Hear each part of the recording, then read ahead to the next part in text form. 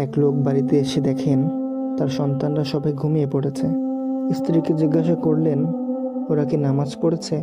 স্ত্রী বললেন, বাড়িতে কোনো খাবার ছিল না, তাই সবাই ক্ষুধায় কাতর হয়ে ঘুমিয়ে পড়েছে, নামাজ পড়তে পারেনি।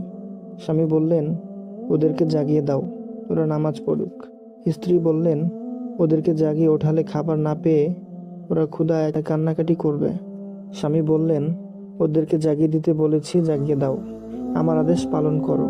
তাদের রিজিকের দায়িত্ব আমার না, রিজিকের দায়িত্ব আল্লাহ তাআলার উপর।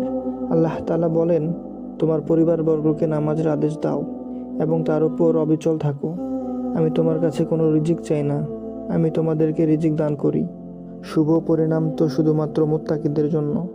এ কথা শুনে স্ত্রী তৎক্ষণাৎ সন্তানদের জাগিয়ে নামাজে দাঁড় করিয়ে দিলেন। নামাজ শেষ করে যখন তারা উঠল, এমন সময় দরজার বাইরে থেকে সালামের আওয়াজ শোনা গেল।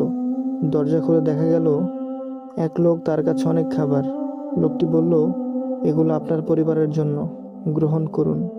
লোকটি কৈফিয়তের সুরে আরো বলল, শহর থেকে একজন নেতা আমার বাসায় মেহমান হয়ে এসেছিলেন, তার সামনে আমি খাবারগুলো পরিবেশন করলাম, কিন্তু খাবার শুরু করার পূর্বেই আমাদের মাঝে প্রচণ্ড কথা কাটাকাটি হয়ে গেল। মেহমান রাগান্তরিত হয়ে কিছু না খেয়েই চলে গেলেন। অতঃপর আমি খাবারগুলো নিয়ে বের হলাম।